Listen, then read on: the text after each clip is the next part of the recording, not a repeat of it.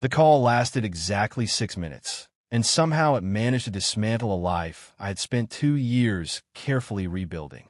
I didn't hear it happen, but I saw the aftermath in the silence that followed. Clara Whitmore had never been the kind of woman who ignored messages, and yet that evening, every text I sent dissolved into nothing. By midnight, I knew something had shifted, but I didn't yet understand how deep the fracture ran. The next morning, she returned my call with a voice so composed it felt unfamiliar. She said, "Is there anything you want to tell me, Adrian?" That question landed heavier than any accusation ever could, because in that moment, I realized the truth had reached her before I ever had the courage to shape it myself. And it hadn't come from me. It had come from my ex-wife. Evelyn Carrington never did anything halfway.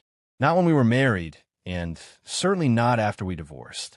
She had always believed that truth was a weapon, something to be used precisely when it would cause the most damage. And apparently, she had decided that moment had finally arrived. I asked Clara what she meant, but she didn't answer directly. Instead, she listed things. Specific things. Events, decisions, omissions I had spent years mentally compartmentalizing. Not lies exactly, but not honesty either.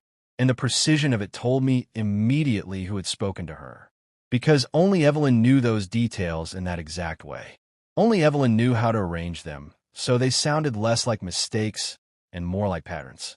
Clara paused after each point, not to accuse, but to observe. That was what made it worse. She wasn't angry. She was recalibrating, and I could hear the distance forming in real time. Before we go further, tell me honestly in the comments, if someone from your past revealed things you never shared yourself, would you see it as betrayal or as truth finally catching up? Because in that moment, I didn't know which side I was standing on. I told Clara I could explain. She let out a quiet breath, not impatient, just measured. She said, "I'm sure you can." But she didn't say she wanted to hear it. That difference mattered more than anything. To understand why Evelyn's call had that kind of power, you have to understand the version of me I had left behind in our marriage. The version I rarely acknowledged, even to myself. When Evelyn and I lived in Greenwich, Connecticut, everything looked exactly how it was supposed to. We had the house, the dinners, the right circles. On paper, it was stability. In reality, it was tension carefully disguised as routine. I worked long hours at a private investment firm. Evelyn managed everything else with a level of precision that often felt like control. We didn't fight loudly. We negotiated quietly. And those negotiations slowly turned into avoidance. I stopped telling her things that felt inconvenient. She stopped asking questions she didn't want answered. That kind of silence doesn't break a marriage overnight. It reshapes it gradually until you no longer recognize the structure you're living inside. The final fracture wasn't dramatic. It was administrative.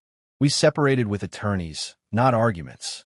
Signed documents replaced conversations. And when it was over, we both walked away with the same quiet understanding. We had failed, but neither of us was willing to fully admit how. When I met Clara Whitmore a year later, she felt like clarity. She asked direct questions. She listened carefully. And she had a way of noticing inconsistencies without immediately challenging them. At the time, I interpreted that as trust. Looking back, I think it was patience. Clara didn't rush to conclusions. She allowed space for truth to reveal itself, which meant that when it finally did, it carried more weight than any confrontation ever could. I didn't lie to Clara, but I edited. I simplified. I framed my past in ways that made it easier to carry forward. I told her Evelyn and I had grown apart, that we had different priorities, that the marriage had simply run its course. All of that was technically accurate, but it wasn't complete. I didn't tell her about the decisions I had made under pressure, the moments where I chose convenience over honesty, the times I delayed conversations because I didn't want to deal with the consequences, not because I thought they would matter later, but because I convinced myself they wouldn't. Evelyn, on the other hand, remembered everything, not emotionally, strategically. She didn't reach out to Clara immediately after our divorce. She waited, 2 years to be exact, long enough for my life to stabilize, long enough for Clara to become something real. And then, without warning, she made one call. Clara told me later how it started. Evelyn introduced herself calmly. No hostility. No urgency. Just information. She said she wasn't calling to interfere. She was calling because she believed Clara deserved a full picture. That phrasing alone was enough to shift the entire context of the conversation, because it framed everything that followed as fairness, not revenge. And that's what made it so effective. Evelyn didn't exaggerate. She didn't invent anything. She simply removed the edits I had carefully constructed. She filled in the gaps I had left behind. And she did it with the kind of composure that makes people listen more closely. Clara didn't interrupt her. She let her finish. That detail stayed with me, because it meant she wasn't resisting the information. She was absorbing it. After the call ended, Clara didn't reach out to me immediately. She took time to process, to compare, to reassess. By the time she finally called me back, the version of me she had trusted was already under review, and I could feel it in every pause between her words. She didn't accuse me of lying. She asked why I hadn't told her certain things. That question was harder to answer than any accusation, because it required more than defense. It required accountability. I told her I didn't think those details defined who I was anymore. She responded with something I didn't expect. She said, "They might not define you, but they explain you." And that distinction stayed with me long after the call ended, because she was right. The things I had omitted weren't just isolated incidents. They were patterns I had never fully confronted. At that point, the power dynamic between us had shifted. Before Evelyn's call, I controlled the narrative. After it, I didn't even recognize it. Clara had access to a version of my past that I had never fully articulated, and I couldn't compete with it because it wasn't false. It was incomplete truth meeting complete context. Before we continue, I want you to think about this. Is it worse to lie outright, or to tell only the parts of the truth that make you look better? Because that was the question Clara was silently asking me, and I still didn't have a clean answer. In the days that followed, Clara didn't end things immediately. She created distance instead. Fewer messages, shorter calls, longer pauses before responding. It wasn't punishment. It was evaluation. She was recalculating whether the foundation we had built could still hold. I tried to explain myself multiple times. Each explanation felt insufficient before it even left my mouth, because I realized I wasn't just trying to clarify facts. I was trying to rebuild trust using the same communication habits that had damaged it in the first place. That realization came too late to be useful. A week after Evelyn's call, Clara asked to meet in person. We chose a quiet cafe in Westport, Connecticut. Neutral ground. No history attached to it. She arrived on time, composed as always.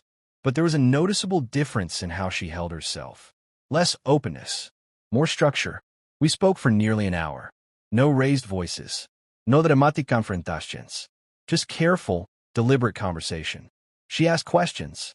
I answered them as honestly as I could. For the first time, without editing. And ironically, that honesty felt heavier than anything I had said before, because it came without protection. At the end of the conversation, she didn't make a decision immediately. She said she needed more time, which in that moment felt like both hope and warning. Over the next few days, I heard less from her. Not because she was angry, because she was thinking.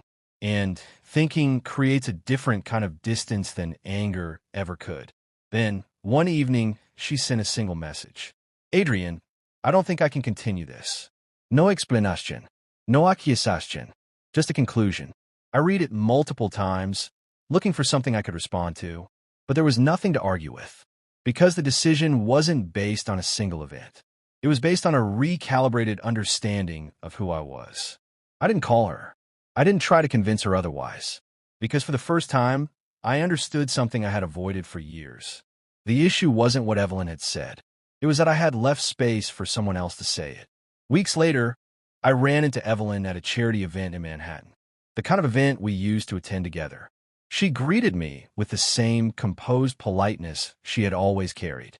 No mention of Clara, no acknowledgement of what she had done, and that, more than anything, confirmed it.